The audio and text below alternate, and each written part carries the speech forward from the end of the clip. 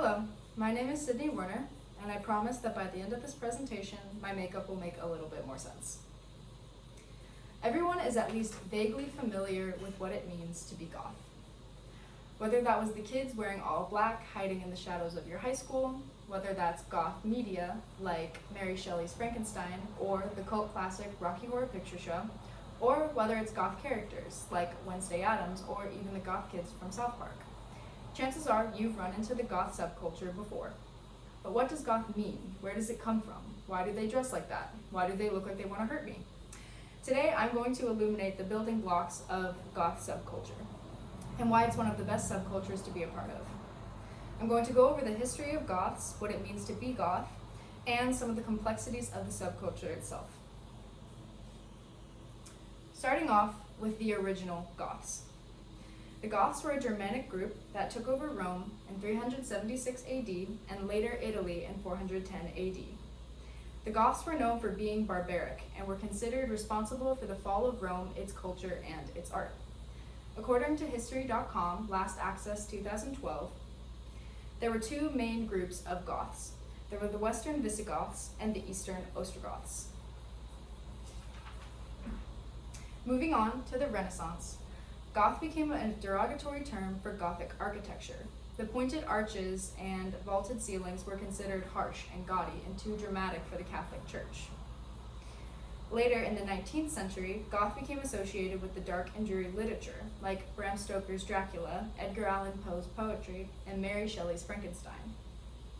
It wasn't until the late 60s and early 70s when the Goth subculture that we know today really started taking place. Goth was born alongside the hippies and psychedelic rock. A staple of goth is goth music. Goth music was something that nobody had ever heard before. The new style was called goth rock and was first coined by John Stickney. According to Vice.com, Last Access October 13, 2012, Stickney was describing a venue that the band The Doors had been playing at. Stickney said, "It's the perfect place to honor the gothic rock of The Doors." While The Doors aren't really considered to be goth nowadays, it was what started a new genre. Every new genre needs a place to congregate, and for the Goths, it was the Batcave.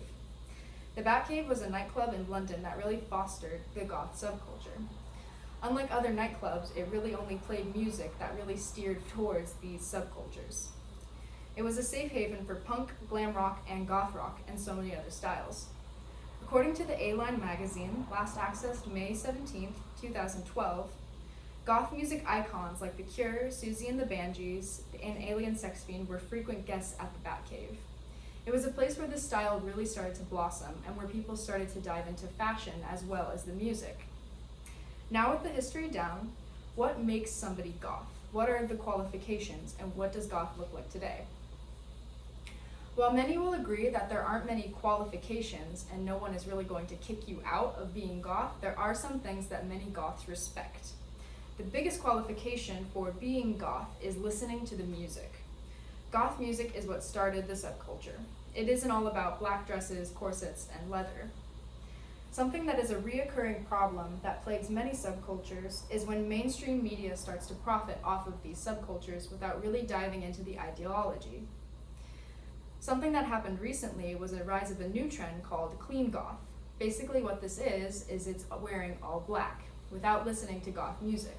This also implies that other goth subcultures are dirty while this one is clean.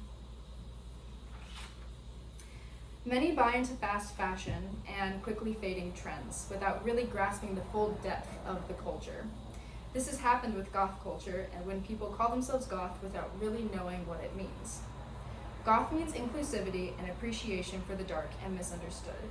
It's an appreciation for what scares us most, and it's about seeing the beauty in the terrifying. Goth, above all else, means individuality. There's no other subculture like goth. Goth also isn't just one thing. In fact, goth is a big umbrella term for many other sub-facets underneath it. For example, mostly in this presentation, I've showed trad goth, which is traditional goth that really started in the 80s. However, there's new things like pastel goth, which is a take on goth but in lighter colors. Goth also isn't just to the US. Goth has spread all over the world, also in Japan, taking form as Gothicu, which is a combination of Lolita and goth. One thing is for sure, and that was that goth will never just be one thing. Goth lives outside of the box. It's a safe place for those who feel outcasted by mainstream society. It's about embracing the weird and the off-putting. With such rich history and some great bands, it makes sense why goth is taking its turn in the limelight. I hope you enjoyed this presentation, and I hope you take the time to listen to some goth artists. Who knows, you might find yourself creeping towards the shadows where we will be waiting for you.